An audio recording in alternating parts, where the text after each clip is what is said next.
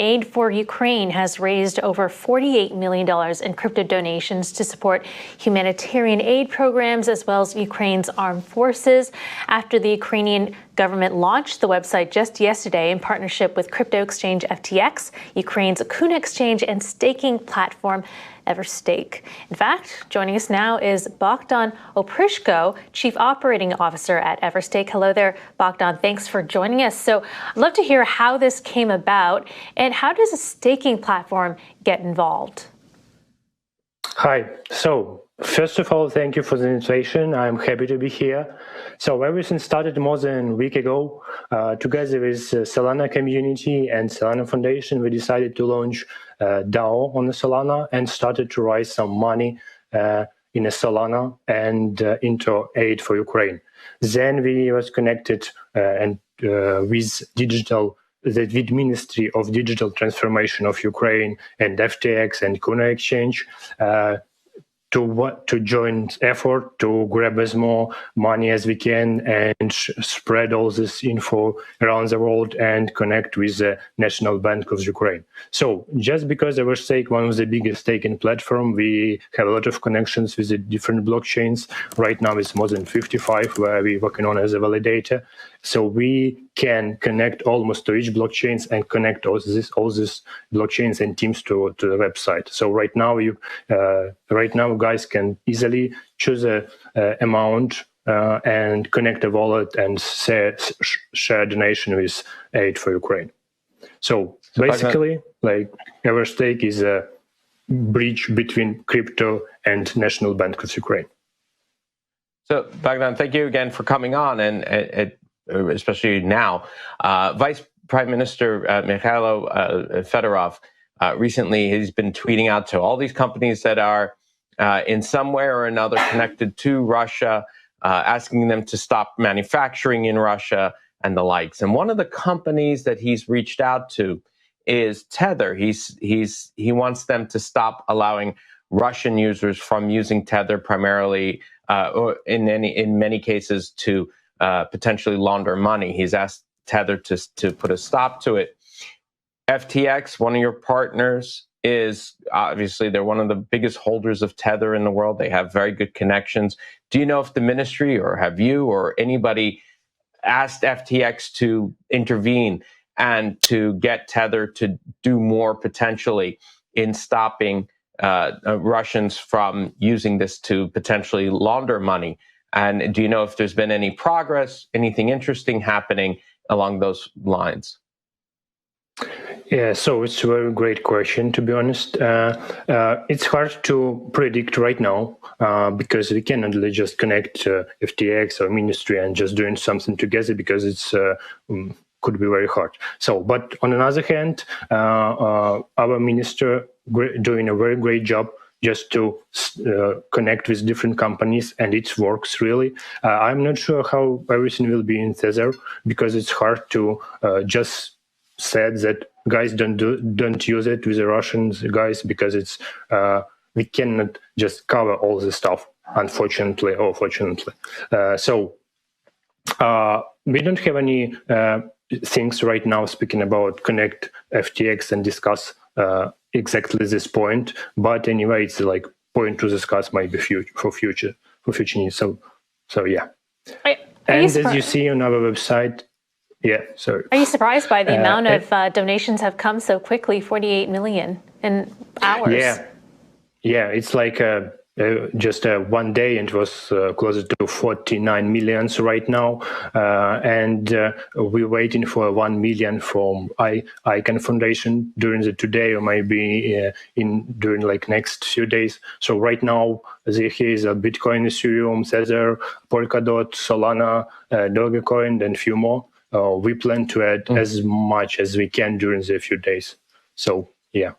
And with the staking platform that you have, are yields going to charity as well? Because that's something people can choose. Like, how does that work?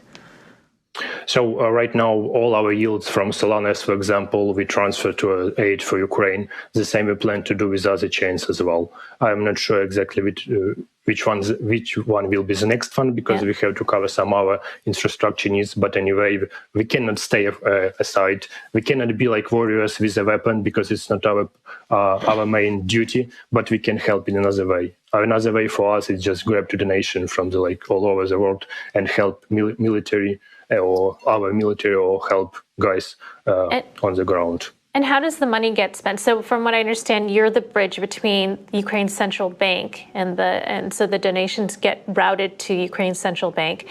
And then who spends the money and decides where it goes? And how quickly can it get to the hands of people who need it in Ukraine? Yeah, so there are two accounts on national banks of Ukraine, like central bank. First of all, it's for humanity needs. Second one is a military account.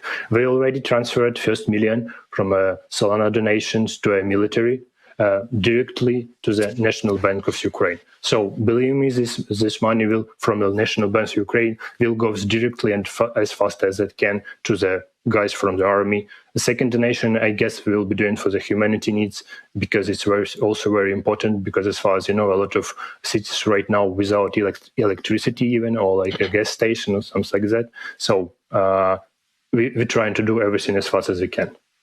Also, so National Bank of Ukraine doing the same. Sorry. No, it's okay. How many employees do you have in Ukraine right now, and how have they been doing? How are you been doing? What's happening in terms of what is their day like? Tell us a little more about what's going on with your employees. Yeah, so right now our stake is 96 employees, and 86% of them is Ukrainians.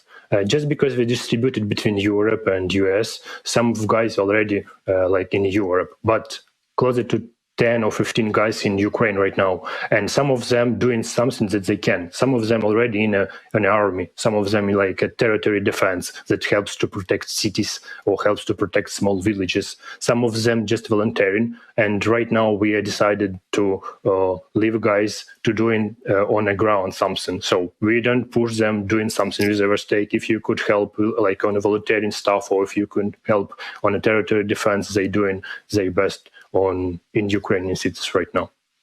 So it seems to be... Yes, yeah, please. And speaking about their daily routine, believe me, it's totally changed, because they cannot take a cup of coffee in the morning. They have to go to the territory defense and have some stuff and volunteering. So as they volunteer, I mean, are they working? Are they also doing things for the company on the side? I know that trying to get in some currency right now is a key factor, is a very key thing for Ukraine. Are they trying to balance the two, or is it just focused mostly on defense? Oh, it depends on needs. Some of them working on defense, some of them just help volunteering on the ground. I mean, accepting donation or accepting some stuff from another countries like Poland or like Czech Republic or any other countries around Ukraine, because they have to do something with their hands. Not only money can help Ukraine right now, but also all this like stuff for people, for daily routine, for like some food or water can help also. So that's why they have to volunteer somehow. In your view, how has crypto changed the game? Or, what's the difference between donating in crypto versus money? Is there a difference at all in terms of efficiency, in terms of how fast can things, get together? Yeah. So first point, and I think the most important is the fastest way. Just sending transactions. That's all. And National Bank of Ukraine right now realize that it's really fast. Second point, that everything could be spread down like on a Twitter faster than any other social media that using any other Ukrainian government or any other stuff. So first point, very fast. Second point, it could be very like a mass adoption, speaking about donation, because as far as you know, only a few days and we already have $49 million. So, yeah. Yeah, this obviously is a big change from everything that was even just 2 months ago, for instance. What after the peace is done and hopefully things are returning to normal, what do you think what changes in your outlook towards crypto, and what do you want to do once the peace has arrived? So right now we have a strong connection with the ministry and with the Ministry of Digital Transformation of Ukraine. So it's the best point after everything, after all the stuff, to have a good connection with them as well, because they understand that the crypto is a powerful instrument to do something like not only with the donation but also with any other stuff. So I guess in like next couple of months, when everything will be okay, it will be easier for us or FTX or Everstake or any other platform, like crypto platform, I guess, to connect any ministry, not only in Ukraine, but in any other country in the Europe.